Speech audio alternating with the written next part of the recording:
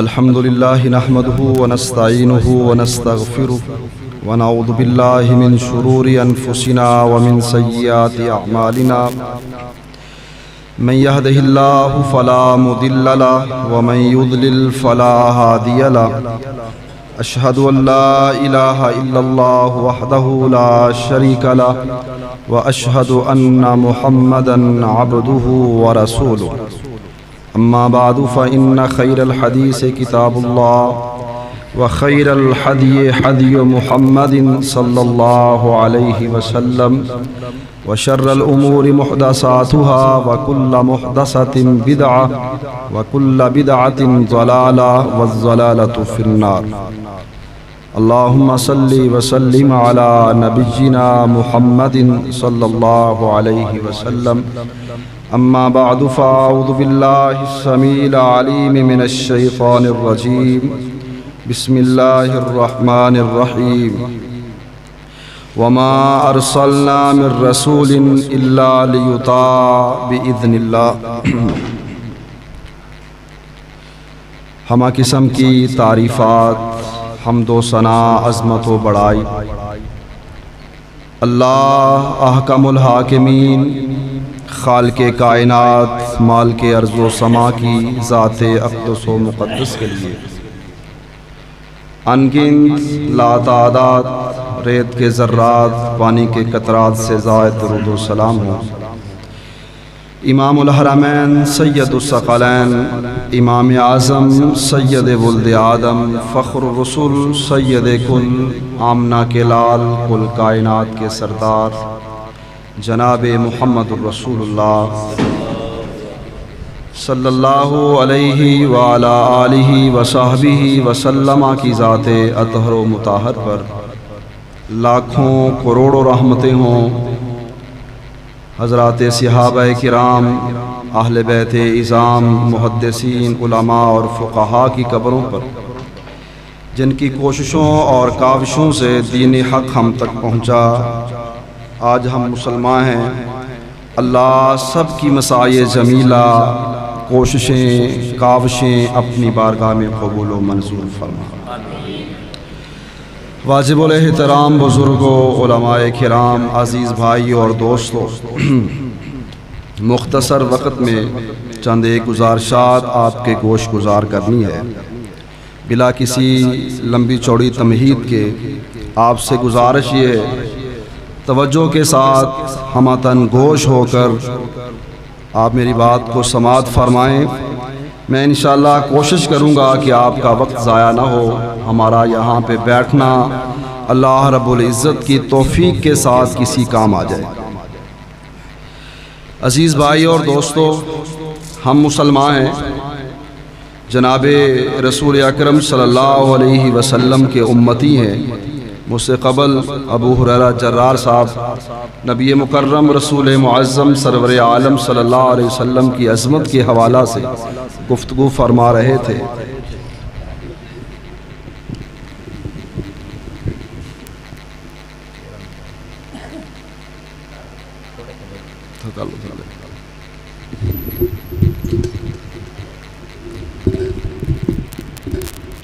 چلو بس ٹھیک ہے، گزارا ہو جائے گا. نبی مکرم رسول معظم سرور عالم صلی اللہ علیہ وسلم کے بارے میں ہم مسلمانوں کا یہ عقیدہ، یہ نظریہ، یہ سوچ اور فکر ہے. جب سے کائنات بنی ہے، میری بات کو بڑی توجہ دینی ہے، آپ نے توجہ کے ساتھ سماعت فرمانا ہے. میں نے آپ کو بلانا نہیں ہے، لیکن آپ نے بس توجہ کرنی ہے. جب سے کائنات بنی ہے، تب سے لے کر اب تک ان جیسا انسان اس کائنات میں نہیں آیا، اور اب سے لے کر قیامت تک کوئی آ سکتا بھی نہیں ہے. مَضَتِ الدُّهُورُ وَمَا أَتَيْنَا بِمِثْلِهِ وَلَقَدْ أَتَى فَعَجَزْنَا عَنْ نُزَرَائِهِ. جب آپ اس کائنات میں نہیں نہ آئے تھے تو آپ جیسا اس کائنات میں کوئی نہیں تھا، اور جب آپ اس کائنات میں تشریف لے آئے ہیں اب قیامت تک آپ جیسا اس کائنات میں دوبارہ کوئی نہیں آئے گا۔ اب اس کے بعد بھی انگلیاں اٹھیں، اس کے بعد بھی لوگ باتیں کریں کہ یہ نبی کو نہیں مانتے، یہ نبی کو اپنے بڑے بھائی جتنا احترام دیتے ہیں، تو ہم دعا کرتے ہیں اللہ سب کو سمجھ اور ہدایت نصیب فرما۔ عزیز بھائی اور دوستو، ہمارا یہ نظریہ، یہ سوچ اور فکر اور ایمان ہے، اور جناب ابو ہریرہ رضی اللہ عنہ ایک مرتبہ اللہ کے رسول صلی اللہ علیہ وسلم کے دیدار کے لیے مسجد نبوی میں حاضر ہوتے ہیں۔ جب کسی سے محبت ہوتی ہے نا تو انسان آنکھیں اٹھا کر اس کے چہرے کو نہیں دیکھ سکتا، یہ بھی ایک محبت ہوتی ہے اور سچی محبت ہوتی ہے۔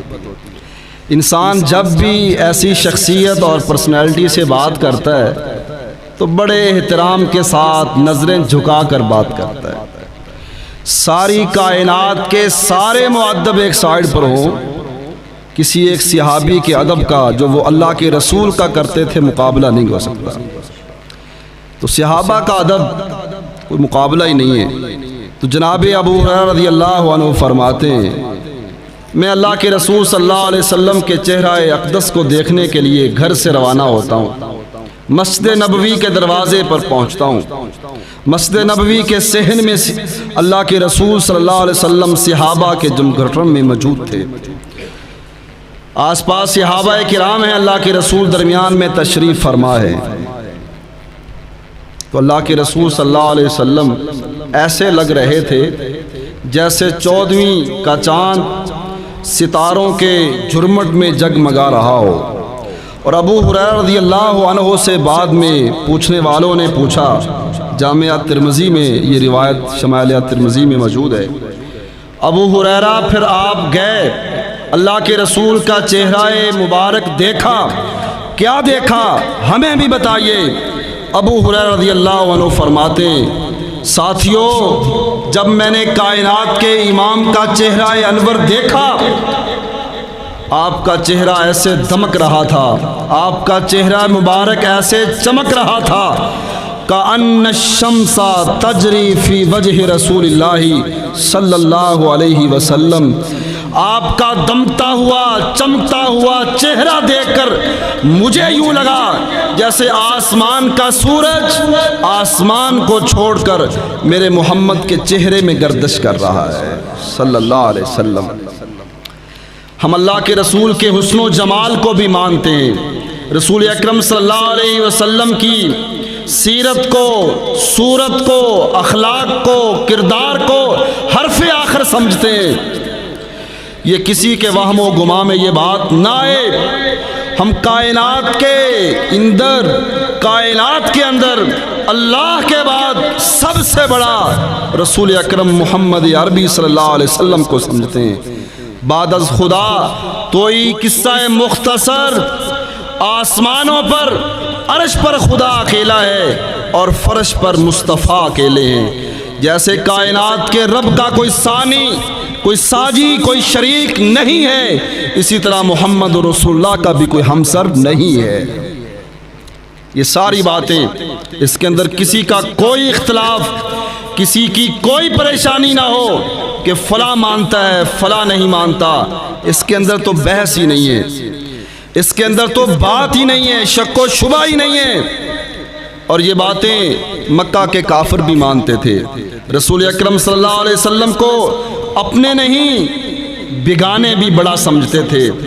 ضرورت ثمر کی ہے، ضرورت ثمر کی ہے کہ آج ہم جس نبی کا کلمہ پڑھتے ہیں، جس کے عشق کے، جس کی محبت کے ہم گنگاتے ہیں، نعرے لگاتے ہیں، دعوے کرتے ہیں، ہم میں سے ہر ایک ان کے ساتھ اپنی وابستگی، اپنا تعلق وہ جتاتا ہے، بڑھاتا ہے، اور نعرے دعووں کی حد تک ہم سب کچھ کرتے ہیں۔ ضرورت ثمر کی ہے اس نبی سے اپنے تعلق کو مضبوط کیا جائے، ضرورت ثمر کی ہے کہ سمجھا جائے ہم کتنے بڑے نبی کے امتی ہیں، ضرورت ثمر کی ہے کہ بحیثیت قوم ہم سب کو چھوڑ کر ہم سب کو چھوڑ کر کائنات کے امام محمد عربی صلی اللہ علیہ وسلم کے پیچھے چل پڑے، اور اللہ نے رسولوں کو بھیجا ہے۔ پورے ربیع الاول کے مہینہ میں ہم نے سنا آپ کے حسن و جمال کا تذکرہ ہوا، آپ کے کمالات کا تذکرہ ہوا، آپ کی خوبصورتی خوبروئی کے تذکرے ہوئے۔ اس میں اختلاف کس کا ہے؟ ضرورت ثمر کی ہے کہ ہم کائنات کے امام کے اصل مشن کو، جس کے لیے کائنات کے رب نے کائنات کے امام کو بھیجا تھا، اس مشن کو سمجھیں۔ وہ عقیدہ توحید والا مشن، وہ کائنات میں رب کی بڑائی والا مشن، وہ کائنات میں اللہ کی توحید والا مشن، اللہ کی یکتائی والا، اللہ کی اکائی والا مشن۔ یہ پیشانیاں رب کے سامنے جھکنی اور یہ ہاتھ رب کے سامنے اٹھنے، پیشانیاں رب کے سامنے جھکنی، ہاتھ رب کے سامنے اٹھنے، اور جستجو محبت پیار کی انتہا اللہ کی ذات سب سے کٹ کر اللہ کے ساتھ جوڑنا، یہ مشن ہونا چاہیے، اور یہ رسولوں کا مشن تھا۔ آج ہم نے رسولوں کے مشن کو چھوڑ دیا ہے، آج ہم نے رسولوں کی تعلیمات کو چھوڑ دیا ہے، آج ہم نے رسولوں کے ان پیغامات کو یکسر بھول گئے ہیں، ہم چھوڑ چکے ہیں جو رسول پیغام لے کر آئے تھے۔ اللہ رسولوں کو کیوں بھیجتے ہیں؟ وما ارسلنا من رسول الا لیطاع باذن اللہ۔ میری بات کو توجہ دیجئے گا، سماعت کیجئے گا۔ یہ سورہ النساء 5ویں پارے کی آیت مبارکہ ہے۔ اللہ کیا فرماتے ہیں؟ ہم رسولوں کو اس لیے بھیجتے ہیں کہ ان کی اطاعت کی جائے، ان کی اطاعت کی جائے۔ جس مشن کے لیے، جس کام کے لیے رسولوں کو اللہ نے بھیجا تھا، ہم وہ تو نہیں کر رہے، لیکن اپنے رسم و رواج، اپنے طور طریقے، اپنی منمانی سے ہم وہ سب کچھ کر رہے ہیں جس کا اللہ کے دین میں کوئی تصور موجود نہیں ہے۔ وما ارسلنا من رسول الا لیطاع باذن اللہ۔ اللہ کے رسول کائنات میں اس لیے آتے ہیں کہ ان کی اطاعت کی جائے، ان کی فرما برداری کی جائے، ان کو دیکھ دیکھ کر اپنی زندگی گزاری جائے، ان کی نقل کی جائے، ان کو اسوہ حسنہ سمجھ کر ان کی مثالی زندگی کو سامنے رکھ کر اپنی زندگیوں کو مثالی بنایا جائے۔ یہ رسولوں کا بھیجنے کا اللہ کا مقصد۔ اور یاد رکھیے، اللہ نے رسول بھیجے ہیں، وہ امتوں میں آئے ہیں، رسولوں نے دعوت دی ہے، آگے جنہوں نے تسلیم کیا ہے رسولوں کے پیغامات کو، نبیوں کی دعوت کو، اللہ کے پیغام کو، اللہ نے ان قوموں کو سرخرو کیا ہے۔ اللہ نے اس قوم کو، ان افراد کو، اس معاشرے کو عزت دی ہے، اور تاریخ گواہ ہے، قرآن مجید کی آیات شاہد ہیں۔ جس قوم نے، جس معاشرے نے رسولوں کی دعوت کو تسلیم نہیں کیا، اللہ کے پیغام کو قبول نہیں کیا، اللہ نے رہتی دنیا تک کے لوگوں کے لیے اس قوم اور معاشرے کو نشانہ عبرت بنایا ہے۔ آج ہم بھی نشانہ عبرت بنے ہوئے، آج ہماری بھی کسی کے ہاں کوئی وقت عزت نہیں ہے۔ اس کی وجہ یہ ہے کہ ہم کائنات کے امام کے لائے ہوئے مشن کو چھوڑ چکے ہیں۔ ہم اللہ کے رسول صلی اللہ علیہ وسلم کے پیغام کو، آپ کی دعوت کو، آپ کی تعلیمات کو بھول چکے ہیں۔ آپ سے جو تعلق ہے وہ صرف نعرے اور دعووں کی حد تک ہے۔ اللہ اکبر۔ جعل الذلۃ والصغار علی لمن خالف امری، مسند احمد کی یہ حدیث ہے، عبداللہ بن عمر بن عاص حدیث کے راوی۔ اللہ اکبر۔ رسول اللہ فرماتے ہیں، جو شخص، جو قوم، جو معاشرہ میں محمد کی نافرمانی کرے گا، اللہ کا وعدہ ہے کہ اللہ اس کو ذلیل و رسوا کرے گا۔ یہ میں اپنی بات نہیں کر رہا، یہ کائنات کے امام کی بات ہے، جس سے بڑا، جس سے سچا اس کائنات میں آئے کوئی نہیں، نہ آنا ہے۔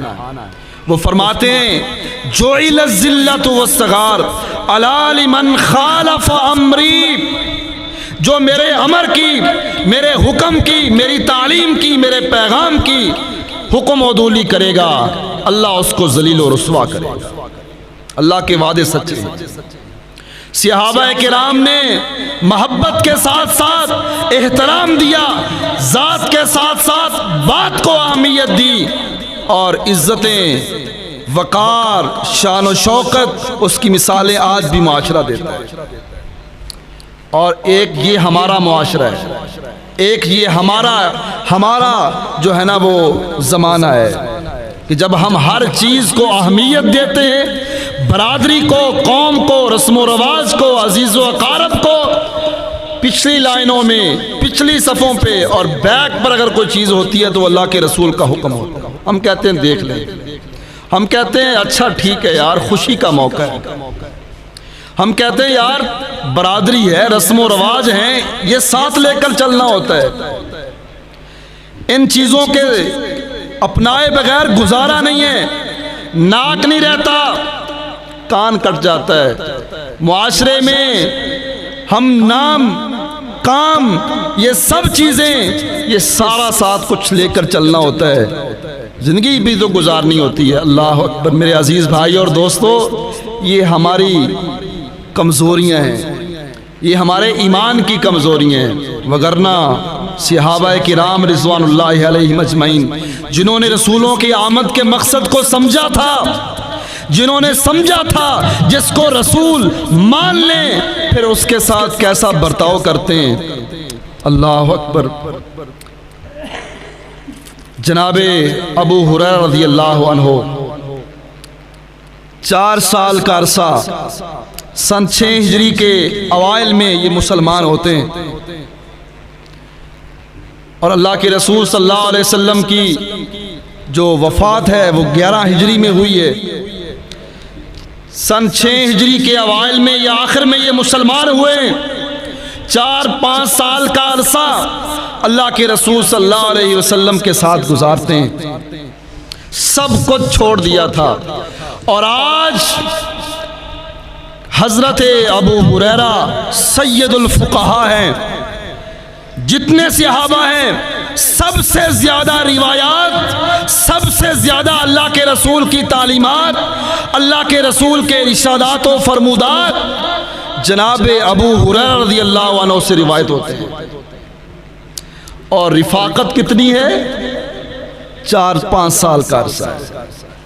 میں اپنی عمر کو دیکھوں، آپ اپنی ایج کو دیکھیں، ہم 25, 30, 40, 50, 60 سال کے لوگ محبت بھی کرتے ہیں، ایک حدیث بھی ہمیں زبانی یاد نہ ہو تو پھر کیسی ہے یہ محبت؟ جن کو محبتیں تھیں وہ 4 سال کے اندر دین کا سب سے بڑا حصہ رسول اللہ سے لے لیتے ہیں، اور ایک ہماری محبتیں ہیں کہ 50 سال عمر گزر گئی ہے، اللہ کے رسول کا ایک حکم، اللہ کے رسول صلی اللہ علیہ وسلم کی ایک حدیث بھی زبانی یاد نہیں ہوتی۔ اللہ اکبر۔ محبتوں میں فرق ہے، سب کچھ ٹھیک ہے، اللہ کے رسول صلی اللہ علیہ وسلم کے ساتھ تعلق میں کمزوری ہے، اور اللہ فرماتے ہیں فَلْيَحْذَرِ الَّذِينَ يُخَالِفُونَ عَنْ أَمْرِهِ أَن تُصِيبَهُمْ فِتْنَةٌ أَوْ يُصِيبَهُمْ عَذَابٌ عَلِيمٌ، کہ لوگوں 2 باتیں ہیں، ان میں سے ایک ہو کر رہے گی، یا تو میرے رسول کی نافرمانی سے باز آ جاؤ، اگر باز نہیں آؤ گے تو پھر فتنوں کے اندر، مشکلات کے اندر، پریشانیوں کے اندر میں رب تمہیں مبتلا کر دوں گا، اور تم مبتلا ہو کر رہو۔ ان تصیبہم فتنہ او یصیبہم عذاب علیم، فتنوں میں، پریشانیوں میں، آزمائشوں میں یہ زندگی گزر جائے گی، یہاں سے آنکھ بند ہوگی، کھلے گی، اللہ کا عذاب تمہارا منتظر ہوگا۔ اللہ کے رسول صلی اللہ علیہ وسلم کی ذات کے ساتھ آپ کی بات کو اہمیت دینا اس سے بڑھ کر ضروری ہے۔ یہاں جناب بلال ہیں رضی اللہ عنہ، اور دوسری طرف اللہ کے رسول کا سگا چچا ابو لہب عبد العزیٰ جس کا نام سگا چچا ہے، دوسری طرف بلال ہے، ذات اور بات کے ساتھ جناب ابو ہریرہ رضی اللہ عنہ ذات کو بھی لے کر بات کو بھی لے کر ہر چیز کو تسلیم کر کے آگے بڑھ رہے ہیں، محبت کر رہے ہیں، تسلیم کر رہے ہیں، سر جھکا رہے ہیں، آنکھیں جھکا رہے ہیں۔ اور دوسری طرف آپ علیہ السلام کا سگا چچا ابو لہب خوبصورت بھی ہے، خوبروپ بھی ہے، حسن و جمال بھی ہے، پیسہ بھی ہے، دولت بھی ہے، بڑا خاندان بھی ہے۔ ابو بلال کے پاس تو اس میں سے کچھ بھی نہیں تھا۔ بات ہوتی ہے سمجھنے کی، لمبی لمبی تقریریں ہم ہضم کر لیں، خطبے جمعے کے ہم ہضم کر لیں، اور اس کے بعد کائنات کے امام علیہ السلام کی محبت ہمارے دلوں کے اندر، ہمارے دماغوں کے اندر راسخ نہ ہو، یہ ہماری ایمان کی کمزوری ہے۔ رسول اکرم صلی اللہ علیہ وسلم کے ساتھ محبت یہ ایمان نہیں، یہ ایمان کا حصہ نہیں، یہ عین ایمان ہے۔ تھوڑی سی محبت ادھر ادھر ہوگی نہیں، انسان ایمان سے فارغ ہو جائے گا۔ بلال ہیں رضی اللہ عنہ، توتلی زبان، موٹے ہونٹ، کالی رنگت، چلتے زمین پہ ہیں، اللہ قدموں کی ہٹ جنت میں سنا۔ دوسری طرف حسن و جمال رکھنے والا ابو لہب ہے، عہدہ رکھنے والا، برادری، قوم، قبیلہ، حسب و نسب، اللہ کے رسول کے ساتھ اتنا پکا گہرا کہ سگا چچا، اتنا مضبوط رشتہ، لیکن تبت یدا ابی لہب و تب، دنیا کے اندر ذلتیں، دنیا کے اندر رسوائیاں ہیں۔ میرے عزیز بھائی اور دوستو، ہمیں اس وقت جو کرنا ہے، اللہ کے رسول صلی اللہ علیہ وسلم کے ساتھ اپنے تعلق کو مضبوط کرنا ہے۔ برادری، قوم، قبیلہ، عزیز و اقارب، دوست، احباب سب پیچھے ہوں، رسول اکرم صلی اللہ علیہ وسلم کی بات، آپ کی ذات، آپ کا حکم سب سے آگے۔ حضرت حذیفہ بن یمان رضی اللہ عنہ، ایران کا دربار ہے، اس وقت فارس کہتے تھے، شاہ فارس کسریٰ کا دربار ہے۔ جناب حذیفہ بن یمان یہ اللہ کے رسول صلی اللہ علیہ وسلم کے رازدان تھے، ان کے ساتھ ان کی میٹنگ تھی، کچھ اللہ کا پیغام لے کر، اللہ کے رسول کا پیغام لے کر پہنچے تھے۔ اس نے بھی اظہار کیا کہ میں ملنا چاہتا ہوں، تو بڑے لوگوں کے بڑے پروٹوکول ہوتے، جناب حذیفہ بن یمان کو بھی وہ پروٹوکول دیا گیا، شاہی استقبال کیا گیا۔ جناب حذیفہ بن یمان اس شاہی پروٹوکول میں کھانا تناول فرما رہے ہیں، کھانا کھا رہے ہیں، دسترخوان لگے ہیں، لوگ بیٹھے ہیں، اور دنیا دو حصوں میں تقسیم تھی، دو سپر پاوریں تھیں، دو حصوں میں دنیا تقسیم تھی، ایک ایران تھا اور ایک روم تھا۔ یہاں کے بادشاہ کو کسریٰ اور وہاں کے بادشاہ کو قیصر کہتے ہیں۔ اللہ اکبر۔ حضرت حذیفہ بن یمان رضی اللہ عنہ کھانا کھا رہے ہیں کہ لقمہ ہاتھ سے گر جاتا ہے، لقمہ ہاتھ سے گرا۔ اب یہاں اللہ کے رسول کی تعلیم یہ ہے، لقمہ گر جائے، جگہ صاف ستھری ہو، آپ اٹھائیں، صاف کر کے کھا لیں۔ اگر وہ کھانے کے قابل ہو، جگہ صاف ستھری ہو تو کھا لیں۔ لقمہ گرتا ہے، وہ قالین تھے، شاہی استقبال، شاہی دسترخوان، وہاں اس لقمے نے کہاں خراب ہونا تھا۔ جناب حذیفہ بن یمان نے وہ لقمہ اٹھایا، اٹھانے کے لیے ہاتھ کو بڑھایا، آس پاس آپ کے دوست احباب موجود تھے، انہوں نے ہاتھ کو روکا، حذیفہ یہ کیا کر رہے ہو؟ آپ کو پتہ نہیں کتنے بڑے دربار میں بیٹھے، کتنے بڑے لوگوں کی مجلس ہے، کون کون دیکھ رہا ہے، لوگ کیا کہیں گے، یہ اتنے ندیدے اتنے بھوکے لوگ ہیں۔ جناب حذیفہ بن یمان فرماتے ہیں یہ ہے ایمان، یہ ہے اللہ کے رسول کے ساتھ محبت، یہ ہے اللہ کے رسول کے ساتھ وابستگی، یہ ہے رسول اللہ کو رسول ماننا۔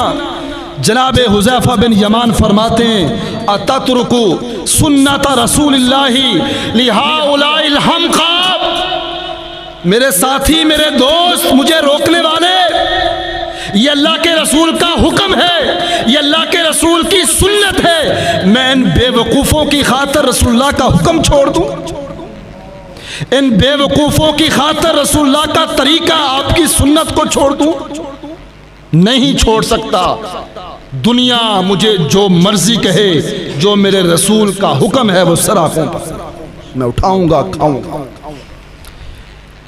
ہم شادیوں کے موقع پر بہک جاتے ہیں، ہم خوشیوں کے موقع پر بہک جاتے ہیں، ہم عزیز و اقارب دوست احباب کے راستوں پر جب وہ آ جاتے ہیں تو پیچھے ہٹ جاتے ہیں۔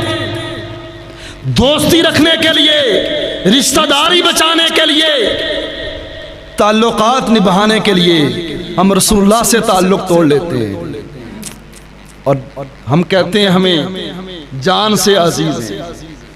بھائی جان سے عزیز ہونا تو بعد کی بات ہے، رشتہ داروں سے عزیز تو پہلے بنا لیں۔ اپنے رسم و رواج سے زیادہ عزیز تو اپنے رسول کو سمجھ لیں۔ اپنی برادری کے، قوم اور قبیلے کے، دوست احباب کے، عزیز و اقارب کے من گھڑت جو رسم و رواج ہیں، جو معاشرے کے رسم و رواج ہیں، ہم تو وہ دیوار بھی نہیں پھلانگ سکتے۔ ہم سمجھتے ہیں ہم اللہ کے رسول سے اپنی جان سے بڑھ کر محبت کرتے ہیں۔ ایسی بات صرف نعرے اور دعووں کی حد تک، حقیقت مجھے بھی پتہ ہے، حقیقت آپ بھی جانتے ہیں۔ میں سچ کہہ رہا ہوں، آپ بہتر سمجھتے ہیں۔ میں سچ کہہ رہا ہوں، یہ ہمارے معاشرے کا گلی محلہ، ہر گھر کی چار دیواری، گاؤں کا ہر چوک چوراہا، ہر رستہ، میرے معاشرے کا ہر فرد سے بات کر کے دیکھ لیں، معاملہ کر کے دیکھ لیں، ہر بندہ اپنے مفاد کے پیچھے، اس کو اپنی دنیا کی فکر ہے، نہیں فکر تو کائنات کے امام کے ساتھ اس رشتے، اس تعلق اور اس محبت کی فکر نہیں ہے۔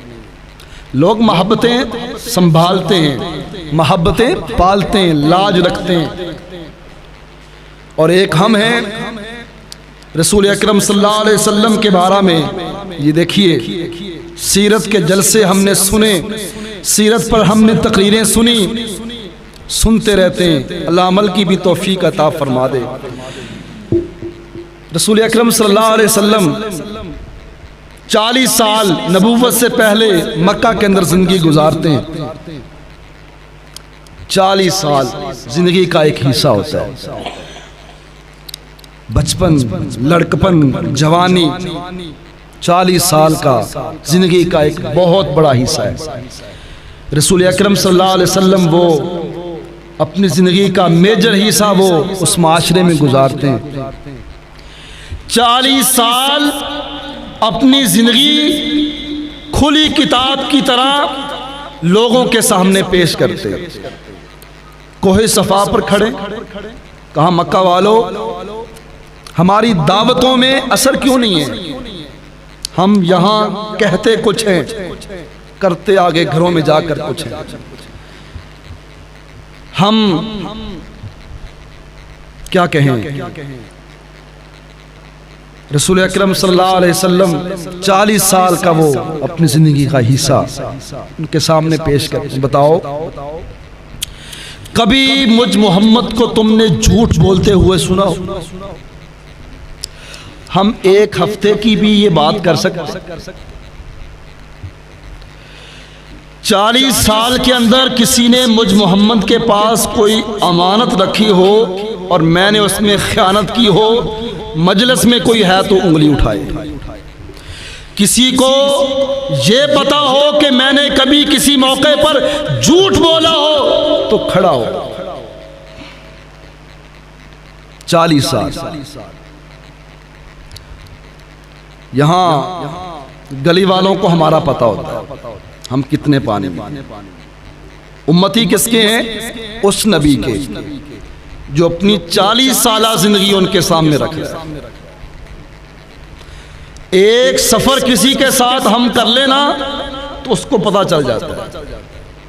لوگ ہمارے بارے میں صفائیاں دے رہے ہوتے ہیں، وہ کہتا تجھے نہیں پتا، مجھے پتا ہے. یہ کون ہے؟ ہم اس نبی کے ماننے والے. کسی کے پاس امانت رکھ دو تو وہ اس پر اپنا حق سمجھتا ہے. وہ بات کی امانت ہو، وہ مال کی امانت ہو، وہ عزت کی امانت ہو. یہ جو ہم عزتیں اچھالتے ہیں یہ بھی تو امانت ہے،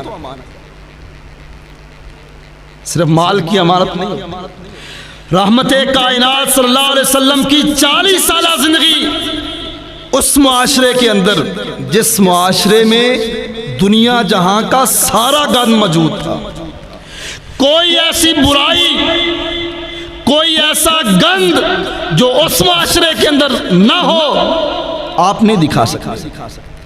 ایک ایسے گندے معاشرے میں ایک پاکیزہ انسان زندگی گزار رہا ہے کہ 40 سال ایسی پاکیزہ زندگی گزاری کہ کسی ایک کو بھی انگلی اٹھانے کی جسارت اور جرت نہ ہوئی. ہم کہتے ہیں سارے کر رہے ہیں، کسی کو سمجھاؤ نا کہ یار یہ نہ کریں، جھوٹ یار سارے جھوٹ کے بغیر تو کاروبار ہی نہیں چاہیے. ایک وہ معاشرہ تھا کہ جو سب کچھ کر رہا تھا لیکن رسول نے وہ نہیں کیا تھا. امانتوں میں خیانتیں عروج پر تھیں لیکن کسی کی امانت میں آپ نے خیانت نہیں کی. یہ نہیں کہ سارے کر رہے ہیں تو چلو کوئی بات نہیں. جھوٹوں کا وہ پلندہ تھا معاشرہ، لیکن آپ کی زندگی میں ایک جھوٹ بھی آپ کے دشمن بھی ثابت نہیں کر سکے. سارے جھوٹ بول رہے ہو تو ہم کہیں تو پھر کیا ہوتا ہے؟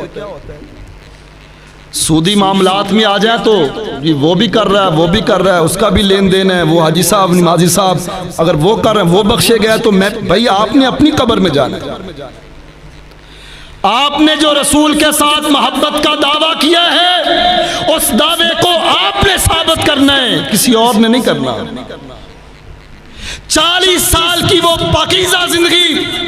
یہاں اللہ کے رسول کی عظمت کا بھی اندازہ لگائیں کہ جو نبی جو رسول بننے سے پہلے اتنا پاکیزہ تھا وہ رسول بننے کے بعد کتنا پاکیزہ ہوگا. جس رسول کی عظمت، کردار، اخلاق کا یہ معاملہ، یہ لیول اور یہ صفائی اور ستھرائی ان کے اخلاق کی تھی، وہ جب رسول بن گئے ہوں گے تو پھر اخلاق کتنا اونچا ہو گیا ہوگا. اللہ، ہم کسی کے ساتھ معاملہ کریں نا، پارٹنرشپ پہ کاروبار کر لیں، کرانے کی دکان ڈال لیں، 50,000 آپ اور 50,000 میں کسی باہر چوک میں گلی میں دکان ڈال لیتے ہیں، بیٹھک میں دکان کھول لیتے ہیں، چلو گھر کا سرکٹ چل جائے گا. 1 مہینے کے بعد جب حساب و کتاب کرتے ہیں نا تو دونوں یہ چاہ رہے ہوتے ہیں کہ یہ چھوڑ جائے، اس کو کچھ دے دیں اور اس کو فارغ کریں. وہ سوچ رہا ہوتا ہے اس کو کچھ دے دیں، اس کو فارغ کریں. یہ نہیں چلنا، میں تو نقصان میں جا رہا ہوں. اور 10 دنوں کے بعد یہ ذہن میں بات آنا شروع ہو جاتی ہے وہ کھا رہا ہے، پیسے میرے ہیں وہ کھا رہا ہے.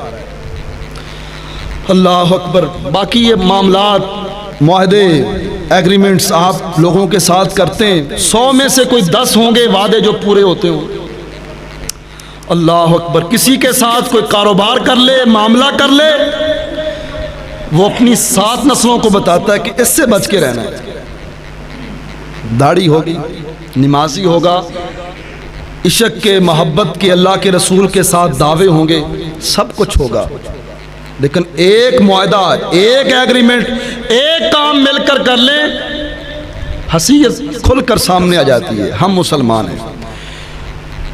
ایک اس معاشرے میں جس معاشرے میں ڈاکہ زنی عروج پر تھی، اس معاشرے میں جس معاشرے میں لوگوں کا مال لوٹنا لوگ اپنا حق سمجھتے تھے، وہ معاشرہ جو عزتوں کا محافظ نہیں تھا، عزتوں کا لٹیرا، مالوں کا لٹیرا، سب سے بڑی برائیاں، سب سے بڑا گند جس معاشرے کے اندر، ایک ایگریمنٹ کائنات کے امام کا خدیجہ الکبریٰ کے ساتھ بھی ہوا تھا۔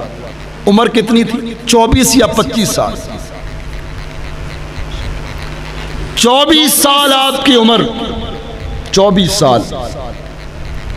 میسرہ غلام خدیجہ رضی اللہ عنہا بھیجتی ہیں شام کی طرف، رحمت کائنات علیہ الصلوۃ والسلام کے ساتھ معاہدہ کیا، اتنے پرسنٹیج پہ آپ میرے ساتھ کام کریں، یہ مال بکوا دیں، اتنا کمیشن میں آپ کو دوں۔ وہ مال مکہ کی سرحدوں سے نکلا، شام پہنچا۔ میسرہ بھی پریشان تھا کہ ایسی صفائی ستھرائی کردار میں، ایسی پاکیزگی زبان کے اندر، ایسی سچ گوئی، حق گوئی، مال فروخت ہوا، منافع ہوا، وہ سارے قصے کہانیاں، وہ ساری باتیں، وہ مشاہدے، وہ سارے آ کر میسرہ نے خدیجہ کو بتائے۔ خدیجہ اس وقت سب سے بڑی مالدار عورت تھی۔ خدیجہ کو نہ مال و دولت کی ضرورت تھی، نہ شہرت کی ضرورت تھی، سہارے کی بھی ضرورت کوئی نہیں تھی۔ خدیجہ کی 2 شادیاں رسول اکرم صلی اللہ علیہ وسلم سے پہلے ہوئی تھیں اور دونوں سے بچے تھے، چاہے خامد فوت ہو گئے تھے۔ رحمت کائنات علیہ الصلوۃ والسلام کا اخلاق دیکھا، آپ کی سچ گوئی کو دیکھا، آپ کے کردار کی پاکیزگی کو دیکھا، رہ نہ سکی کہ کائنات کے امام کی طرف انہوں نے نکاح کا پیغام بھیج دیا۔ ذرا تصور کریں، سوچیں، اور یہ آپ نے سوچنا ہے، یہاں نہیں تو گھر جا کر سوچنا ہے کہ یار ایک ایسا معاشرہ جس میں کسی کی عزت محفوظ نہ ہو، کسی کا مال محفوظ نہ ہو، اور 24 سال کا نوجوان ہو، معاشرے کے گند سے نکلا ہوا، ایسا پاکیزہ کردار پیش کرے کہ معاشرے کی سب سے معزز خاتون، سب سے مالدار خاتون، وہ بڑی سمجھدار بھی تھی، بڑی زیرک عقل مند بھی تھی، وہ یہ سمجھ چکی تھی کہ اس گندے معاشرے میں اتنا بلند کردار پیش کرنے والا کوئی معمولی انسان نہیں ہو سکتا۔ اللہ اکبر، خدیجہ نے نکاح کا پیغام بھیج دیا۔ میں بتلانا یہ چاہتا ہوں کہ اس معاشرے میں رسول اکرم کا یہ کردار تھا۔ یہ معاشرہ تو اسلامی معاشرہ ہے، اور اس میں ہر بندہ ہی لوگوں کی جیبوں پر ہماری نظر ہوتی ہے کہ نکالنے کیسے ہے۔ ہمارے ساتھ کوئی ایک معاہدہ، ایک ایگریمنٹ، کوئی ایک مالی معاملہ کر لے، ہم اس کو بتاتے ہیں کہ ہماری حیثیت کیا ہے۔ اور یہاں اللہ کے رسول صلی اللہ علیہ وسلم کی عظمت کو بھی آپ سمجھیے۔ آپ 24 سال کے تھے، 25 سال کی ایج میں، عمر میں خدیجہ کے ساتھ آپ کی شادی ہوتی ہے۔ 25 سال کی عمر میں آپ کا یہ کردار تھا۔ آپ نبی اس وقت نہیں تھے۔ 40 سال کی عمر میں جب آپ نبی بن گئے ہوں گے تو لوگوں کی عزتوں کے، مالوں کے کتنے بڑے محافظ ہوں گے۔ رسول اس کائنات میں اس لیے آتے ہیں کہ ان کی زندگی سے سیکھا جائے۔ رسول اس کائنات میں اس لیے تشریف لاتے ہیں کہ ان کی زندگیوں کو دیکھ کر اپنی زندگیوں کو روشن کیا جائے۔ ہم اس رسول کی جوتیوں کا نقش اپنے سینوں پہ سجا لیتے ہیں، اپنے ماتھوں پہ سجا لیتے ہیں۔ ٹھیک ہے، محبت ہے، عقیدت ہے، پیار ہے، کتنا ہی اچھا ہوتا کہ ہم ان جوتیوں سے بڑھ کر کائنات کے امام کی تعلیمات کو سینے سے لگا لیتے، ہم کائنات کے امام کے پیغامات کو اپنی پیشانیوں پہ سجا لیتے، یہ معاشرہ امن کا گہوارہ بن جاتا۔ ثمامہ بن اوسال کا قصہ واقعہ آپ نے سنا ہے، آپ نے گھنٹے کی تقریر میں سنا ہوگا، آپ کو ازبر ہوگا، میں اس تفصیل میں نہیں جاتا۔ رحمت کائنات علیہ السلام کے پاس دوبارہ آ کر جب وہ مسلمان ہو جاتا ہے، پہلے اس نے کہا تھا ان تقتل ذا دم، اگر مارو گے نا مارو گے۔ ثمامہ وہی جس کو صحابہ نے پکڑ کر مسجد کے ستون میں باندھا تھا، 3 دن اللہ کے رسول کے ساتھ بات چیت ہوتی رہی، وہ گالیاں دیتا رہا، اللہ کے رسول دودھ اور کھانا پیش کرتے رہے، پھر چھوڑ دیا اور اللہ کے رسول کے پاس دوبارہ آ گیا۔ وہ یہ کہتا تھا اے کائنات کے امام ان تقتل ذا دم، اگر مارو گے میں اکیلا نہیں ہوں، پیچھے لوگ بیٹھے ہیں، میں یمامہ کا گورنر ہوں، لوگ میرے خون کا بدلہ لے لیں۔ ان تنعم علی شاکر، چھوڑ دو گے تو میں ایسا ویسا آدمی نہیں ہوں، احسان کرو گے تو احسان کا بدلہ ملے گا۔ اگر مال و دولت چاہیے سل توتا، آپ آرڈر کریں، ڈیمانڈ کریں، آپ کو عطا کر دیا جائے گا۔ کیا چاہیے آپ کو؟ یہ ثمامہ اتنی بے رخی باتیں کرنے والا جب مسلمان ہو جاتا ہے۔ ثمامہ اصل میں یمامہ سے چلا تھا، عمرہ کرنے جا رہا تھا، صحابہ کرام جاسوسی کے اندر ریکی کے اندر موجود تھے، رات کا گشت تھا، صحابہ نے مشکوک سمجھا، لا کر اللہ کے رسول صلی اللہ علیہ وسلم کی مسجد میں باندھ دیا۔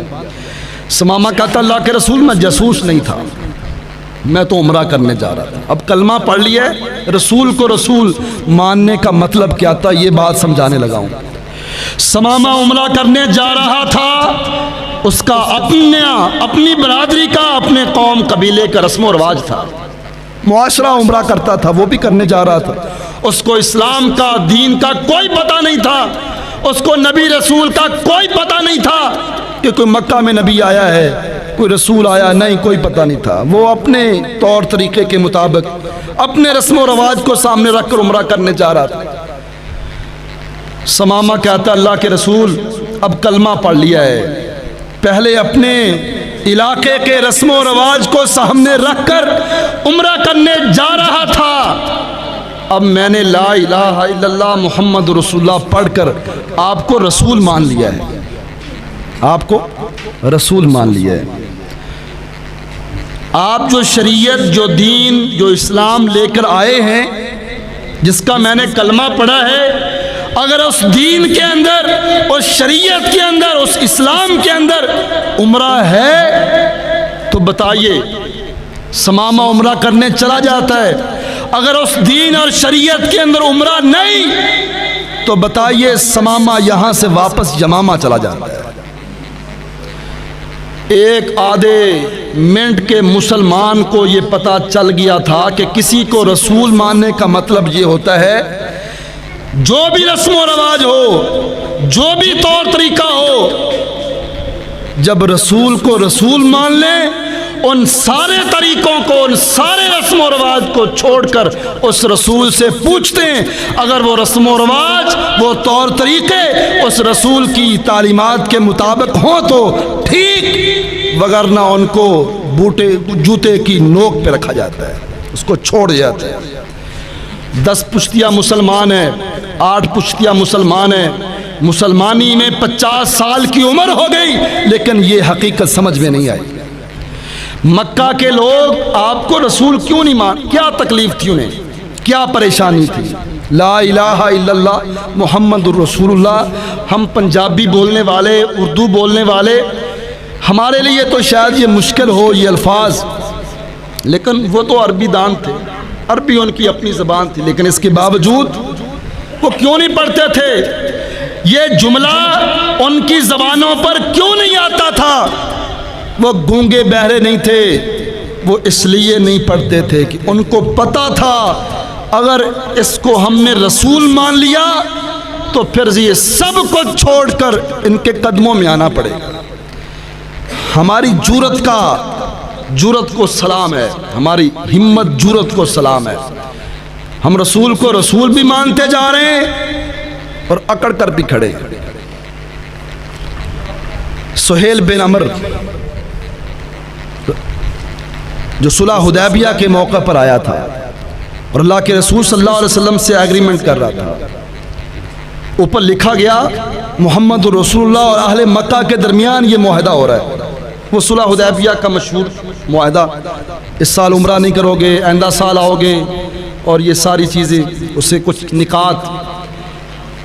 جب سہیل بن عمر نے دیکھا، اس نے کہا کہ نہیں، محمد رسول اللہ کی بجائے محمد بن عبداللہ لکھو.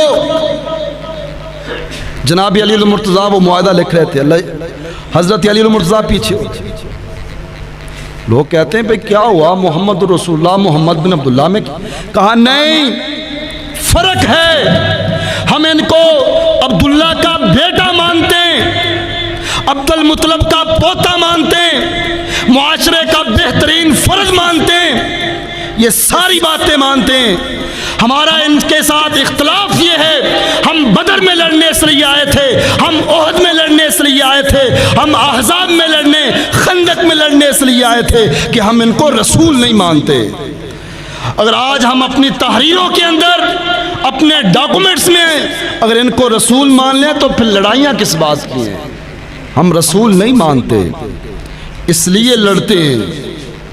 یہ کٹواؤ، محمد رسول اللہ کی بجائے محمد بن عبداللہ لکھو گے تو بات آگے چلے گی.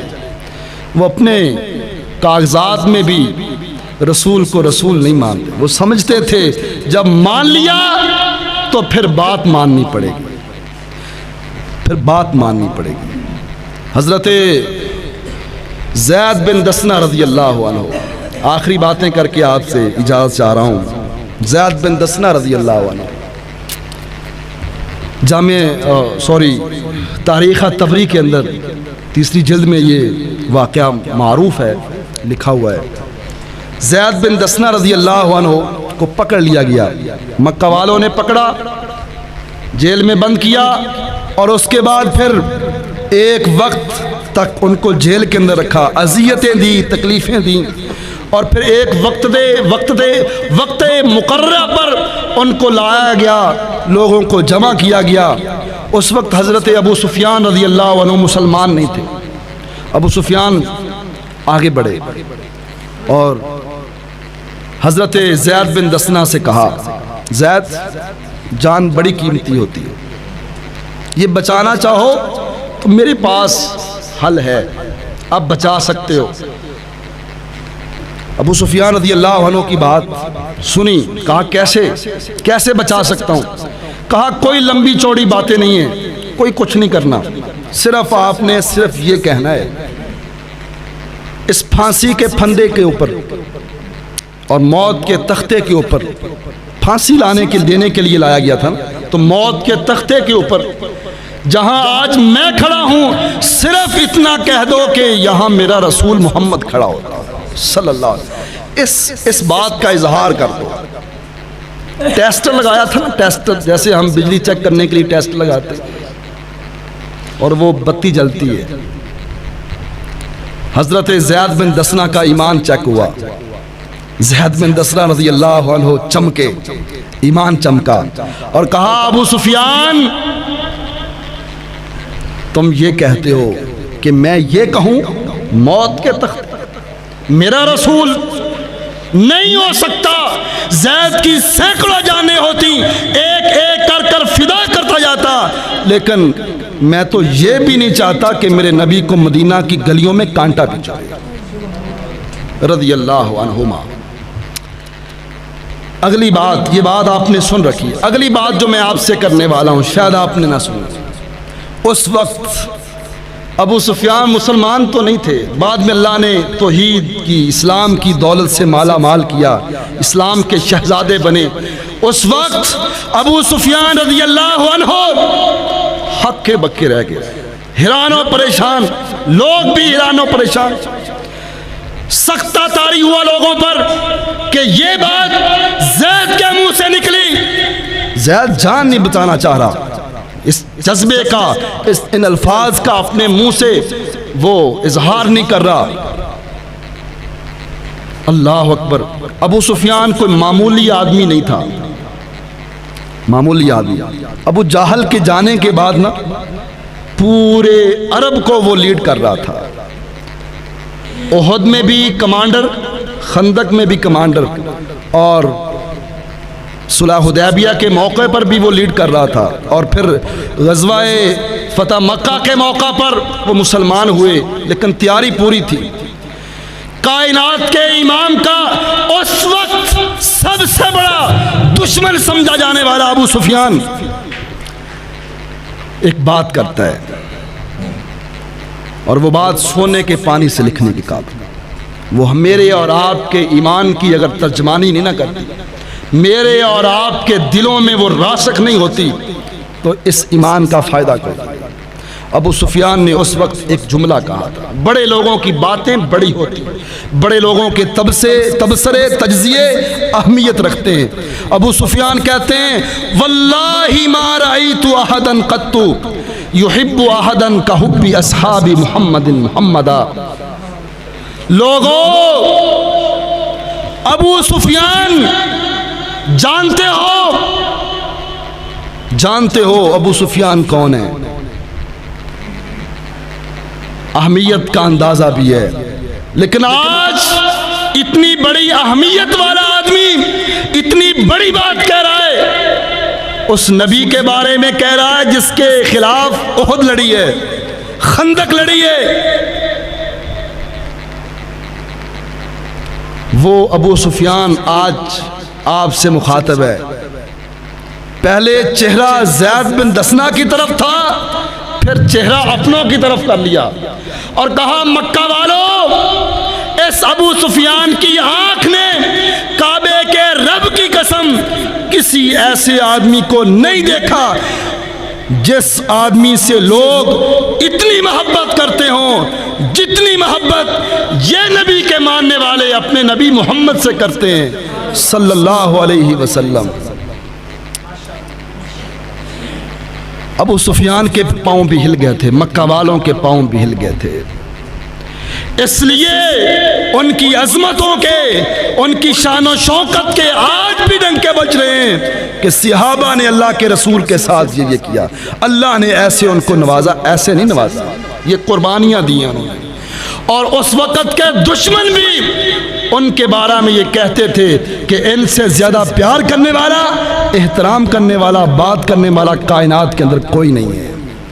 میں مسلمان ہوں، آپ مسلمان ہیں، میرے اور آپ کے بارے میں کسی غیر مسلم سے پوچھ لیا جائے یہ اپنے نبی سے کتنی محبت کرے، ہم کہتے ہیں میڈ ان پاکستان نہیں چاہیے، میڈ ان جاپان چاہیے، میڈ ان جو چیز پاکستان میں بنی ہے وہ نہیں چاہیے، لوکل نہیں چاہیے، غیر مسلموں کی بنی ہوئی چیز چاہیے۔ اللہ اکبر۔ ہم محبت، پیار، میں شروع سے یہ بات کر رہا ہوں کہ اس پر ہمیں نظر ثانی کی ضرورت ہے، اس پر ہمیں سوچنا چاہیے کہ ہم محبت اور پیار کس طرح کا کریں۔ اگر محبت اور پیار کائنات کے رب کی قسم سچا ہو تو مسلمانوں کی یہ حالت نہ ہو۔ عروہ بن مسعود ثقفی رضی اللہ عنہ مسلمان نہیں تھے، صلح حدیبیہ کے موقع پر مکہ والوں نے بھیجا، 2 قاصد پہلے بھی بھیجے تھے کہ جاؤ ریکی کرو، جاسوسی کرو، حالات کا جائزہ لو اور آ کر بتاؤ مسلمان کس تیاری کے ساتھ آ رہے ہیں، کتنا اسلحہ ہے، کتنے افراد ہیں، کس نوعیت کا ان کے پاس سامان ہے۔ 2 لوگ پہلے آئے تھے، انہوں نے بتایا، مکہ والوں کو یقین نہ آیا، انہوں نے کہا کہ ان کی آبزرویشن، مشاہدات ٹھیک نہیں لگ رہے، ان کے اعداد و شمار یقین نہیں آ رہا۔ عروہ بن مسعود ثقفی بہت کمال کا آدمی تھا، بہت کمال کا آدمی، چن چن کر معاشرے میں لوگوں نے کاموں کے لیے لوگ رکھے ہوئے تھے، عروہ بن مسعود ثقفی کو اس کام کے لیے چنا گیا کہ یہ بڑا زیرک آدمی ہے، دیکھتا ہے رزلٹ پہ پہنچ جاتا ہے۔ ابو سفیان، حضرت عروہ بن مسعود ثقفی یہ اس وقت مسلمان نہیں تھے، بعد میں مسلمان ہوئے، ان کو بھیجا گیا کہ جاؤ جا کر حالات کا جائزہ لے کر ہمیں آگاہ کرو۔ یہ گئے، واپس آئے اور بتایا مکہ والوں کو بڑا انتظار تھا، عروہ گیا ہوا ہے، وہ حالات کا صحیح جائزہ لے کر آئے گا، ہمیں بتلائے گا۔ ابو حضرت عروہ بن مسعود ثقفی کا انتظار کر رہے ہیں، وہ عروہ بن مسعود ثقفی آ گئے ہیں، جی بتلاؤ کیا دیکھ کر آئے ہو؟ جھٹ سے یہ کہتے ہیں مکہ والوں رک جاؤ، تم اس نبی محمد کا مقابلہ نہیں کر سکتے۔ بھائی یہ کمزور باتیں، یہ بزدلانہ باتیں، یہ سننے کے لیے تمہیں بھیجا تھا؟ کہا صحیح بات کر رہا ہوں، تم اس نبی محمد کا مقابلہ نہیں کر سکو گے۔ اچھا ٹھیک ہے نہیں کر سکتے، بتاؤ ہوا کیا ہے، دیکھ کر کے آیا ہو؟ کہا جو میں دیکھ کر آیا ہوں نا وہ تم نے کبھی دیکھا ہی نہیں۔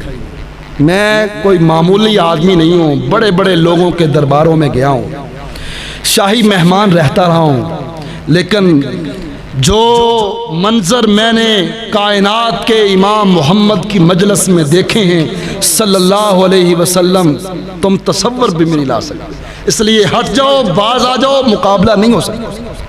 کہا بتاؤ تو صحیح۔ کہا وہ نبی وضو کرتے ہیں نا تو وضو کے پانی کے قطرات کو لوگ نیچے زمین پر نہیں گرنے دیتے، وہ تھوکتے ہیں تو ان کی تھوک کو لوگ نیچے زمین پر نہیں گرنے دیتے، وہ بات کرتے ہیں تو لوگ ایسی توجہ، ایسی خاموشی کے ساتھ بات کو سنتے ہیں جیسے ان کے سروں پر پرندے بیٹھے ہوں۔ ہم بھی ہیں نا، یہ 2-4 دن پہلے بھی یہ معاملہ ہوا کہ ایک مجلس میں قاری صاحب آتے ہیں، وہ نعرے لگانے کے لیے بندہ آگے بڑھتا ہے تو عظیم اختر بھائی ہمارے دوست ہیں، انہوں نے روکا کہ یہ ٹھیک نہیں۔ جب اللہ کے رسول کی بات ہو رہی ہو، جب کائنات کے امام کا ذکر خیر ہو رہا ہو، جب اللہ اور اس کے رسول کی بات ہو رہی ہو، مجلس کے ادب کے تقاضے ہوتے ہیں۔ ہمارے دوست آئے، اللہ عزتوں سے نوازے، ہمیں خود بھی روکنا چاہیے۔ میں آؤں تو میں اپنے لیے جائز اور حلال نہ سمجھوں، یہ درست نہیں ہے، تو پوری توجہ کے ساتھ بات کو سننا۔ اللہ کے رسول صلی اللہ علیہ وسلم کی بات کو نا لوگ اللہ اکبر، صحابہ کی جب عظمتوں کی بات کرتے ہیں باتیں ہم سن لیتے ہیں، بیک پر جا کر دیکھتے نہیں عظمتیں ملی کیوں ہیں۔ کائنات کے امام کی کوئی بات کرتا، کوئی صحابی سواری پر ہوتا، اپنے ساتھی کو روکتا اشارے کے ساتھ کہ ساتھی رک جاؤ، سواری سے نیچے اترنے دو، وہ صحابی سواری سے نیچے اترتا، ادب و احترام کے تقاضوں کو ملحوظ رکھتا اور پھر کہتا کہ اب میرے رسول، میرے محبوب کی بات مجھے سناؤ۔ سواری پر بیٹھا بڑا بن کر میں اپنے رسول کی بات کو نہیں، غلام بن کر اپنے رسول کی بات کو سنوں گا۔ عروہ بن مسعود ثقفی کی ہم بات کر رہے تھے، عروہ کہتے ہیں وہ رسول جب بات کرتے ہیں لوگ اتنی خاموشی کے ساتھ بات کو سنتے ہیں جیسے ان کے سروں پر پرندے بیٹھے ہوں، ہلکی سی بھی آواز آئی، حرکت ہوئی، کہیں وہ پرندے اڑ نہ جائیں، اتنی خاموشی کے ساتھ اس رسول کی بات سن۔ یہ 3-4 باتیں عروہ بن مسعود ثقفی نے دیکھی تھیں اور یہی جا کر مکہ والوں سے کی تھیں، اور مکہ والوں کو یہ کہا تھا کہ تم اس رسول کا مقابلہ نہیں کر سکتے۔ یہ باتیں آپ نے سنی، پہلے بھی سنی ہوگی، کبھی سوچا کہ عروہ بن مسعود ثقفی نے یہ تجزیہ کیوں دیا تھا کہ آپ اس رسول کا مقابلہ نہیں کر سکتے؟ عروہ بن مسعود ثقفی کی باتوں سے جو میں سمجھا ہوں یہ ہے کہ عروہ بن مسعود ثقفی یہ سمجھ گیا تھے، اور یہ حقیقت ہے، اس سے انکار نہیں ہو سکتا کہ جو معاشرہ اپنے نبی کا اتنا احترام کرتا ہو اور اس احترام میں سچا ہو، اس معاشرے کا مقابلہ دنیا کی کوئی طاقت نہیں کر سکتی۔ جو اپنے نبی کی موجودگی میں حرکت کرنا بھی گوارا نہ کرتے ہوں، جو اپنے نبی کے وضو کے پانی کے قطرات کو بھی نیچے نہ گرنے دیتے ہوں، جو اپنے نبی کا تھوک بھی نیچے زمین پر نہ گرنے دیتے ہوں، ان کے لیے اپنے نبی کے لیے جان کو قربان کرنا کوئی کتنی بڑی بات ہے، یہ معمولی سی باتیں ہیں۔ تو جو جذبہ، جو صداقت، جو محبت، جو تعلق صحابہ کا رسول کے ساتھ تھا، یہ صحابہ کا رسول کے ساتھ تعلق دیکھ کر لوگ یہ سمجھتے تھے کہ اس قوم کا مقابلہ دنیا کی کوئی قوم نہیں کر سکتی۔ آج ہمیں کوئی قوم بھی آئے رگیدنا چاہے تو ہم لیٹ جاتے ہیں۔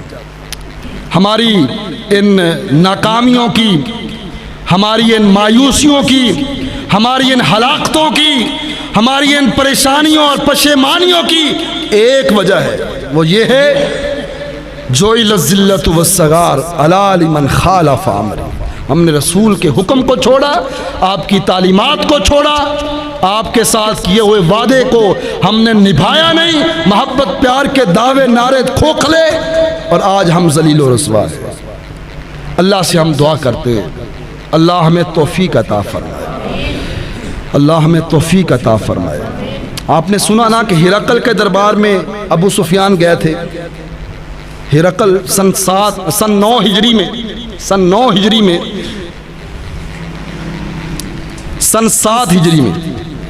6 ہجری میں صلح حدیبیہ ہوتا ہے، اور 7 ہجری میں اللہ کے رسول صلی اللہ علیہ وسلم لوگوں کو خط لکھتے ہیں۔ خط لکھا ہرقل کو، روم کے بادشاہ کو۔ اس کو بندہ چاہیے تھا کوئی عرب کا رہنے والا۔ ابو سفیان اپنا قافلہ لے کر وہاں گئے ہوئے تھے، لوگوں نے ڈھونڈا، ابو سفیان مل گئے، لائے مجلس میں بٹھا دیا۔ پہلے بتا چکا ہوں کہ 8 ہجری میں مسلمان ہوئے ابو سفیان رضی اللہ عنہ، پہلے اللہ کے رسول کے سب سے بڑے دشمن تھے۔ ہرقل کا دربار ہے، آدھی دنیا کا وہ سربراہ ہے، ہرقل کا دربار ہے، لوگ بیٹھے، شاہی پروٹوکول ہے، اللہ کے رسول کے ساتھ جنگیں لڑنے والا، دشمنیاں نبھانے والا، لوگ مروانے والا، مارنے والا ابو سفیان ہرقل کے دربار میں بیٹھا ہے۔ ہرقل پوچھتا ہے اس نبی کی زبان سے کبھی جھوٹ سناؤ، اس نبی کی زبان سے کبھی جھوٹ سناؤ۔ سینکڑوں میل دور بیٹھا ابو سفیان کہتا نہیں، سب سے بڑا دشمن اللہ کے رسول کے بارے میں گواہی دے رہا ہے، اس وقت کا دشمن۔ میرے سجن سے پوچھ کر دیکھ لیں میرے بارے میں، میرے ساتھ چلنے والے سے پوچھ کر دیکھ لینا، وہ آپ کو میرے بارے میں بتا دے گا آپ صاحب یہی ہیں۔ میرے عزیز بھائیوں اور دوستو، کردار بولنا چاہیے، اخلاق بولنا چاہیے، اپنے نہیں دشمن کی طرف سے گواہی ہو۔ الفضل ما شہدت بہ الاعداء، گواہی وہ نہیں ہوتی، صداقت وہ نہیں ہوتی جو اپنے دیں، گواہی وہ ہوتی ہے جو دشمن بھی بول کر دیں کہ نہیں یار یہ بندہ غلط نہیں ہو سکتا۔ اگر یہ کردار، یہ اخلاق، یہ سیرت ہمارے اندر نہیں ہے، ہم جتنے مرضی کلمے پڑھ لیں، ہم جتنے مرضی میلاد کی ہم محافل کر لیں، مجھے یار بتلائیے، آخری بات کر کے اجازت چاہ رہا ہوں، جو نبی یہ فرمائے کہ جس گھر میں رسول اللہ عشاء کی نماز ہو چکی، مصلی پر کھڑے ہیں، تکبیر ہو چکی، صفیں بن چکی، مصلی پر کھڑے اور فرما رہے ہیں میرا دل کرتا ہے مصلی پر کسی اور کو کھڑا کر کے جاؤں، مدینے کے گلیوں کا گھروں کا چکر لگاؤں۔ جو لوگ اذان سن کر مسجد میں نہیں آئے، جماعت کے ساتھ شامل نہیں ہوئے، میں محمد کا دل کرتا ہے کہ میں ان گھروں کو آگ لگا دوں۔ جن گھروں سے وہ نبی اتنی نفرت کرتا ہو، ان گھروں پر ہم اس نبی کی محبت میں لائٹنگ کر کے ہم سمجھے کہ ہم اس رسول سے محبت کر رہے ہیں۔ گھر سارے بے نماز ہیں، گھر میں سارے بے نماز ہیں، اوپر لائٹنگ کی، اوپر لائٹنگ کی ہوئی ہے، گھر میں سارے بے نماز ہیں۔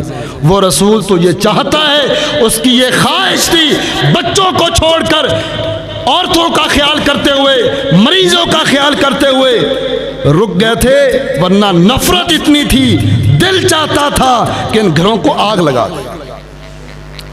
بات سمجھنی چاہیے، اپنوں کی طرف سے، بیگانوں کی طرف سے ایسے ایک دوسرے کے ساتھ دشمنیاں نہیں پالنی چاہیے۔ بات سمجھنی چاہیے. کوئی بھی رسول کا گستاخ نہیں ہے, کوئی بھی رسول کو بڑے بھائی جتنا نہیں سمجھتا. جو دل اللہ کے رسول کی محبت سے خالی ہے وہ سب کچھ ہو سکتا ہے, ایک مسلمان کا دل نہیں ہو سکتا. اللہ سے ہم دعا کرتے ہیں اللہ ہمیں سمجھ کی توفیق عطا فرمائے, اللہ ہمیں سعادت کی زندگی عطا فرمائے, ایمان والی, صحت والی, سلامتی والی زندگی عطا فرمائے, ایمان والی, کلمہ طیبہ والی, شہادت والی موت عطا فرمائے. اللہ دکھیوں کے دکھ دور فرمائے, پریشان حال لوگوں کی اللہ پریشانیوں کو دور فرمائے. جو سنا ہے اللہ اس پر عمل کی توفیق عطا فرمائے. اگر حق سنا ہے اس حق کو آگے پہنچانے کی اللہ ہمیں توفیق عطا فرمائے. سبحان ربک رب العزت عما یصفون.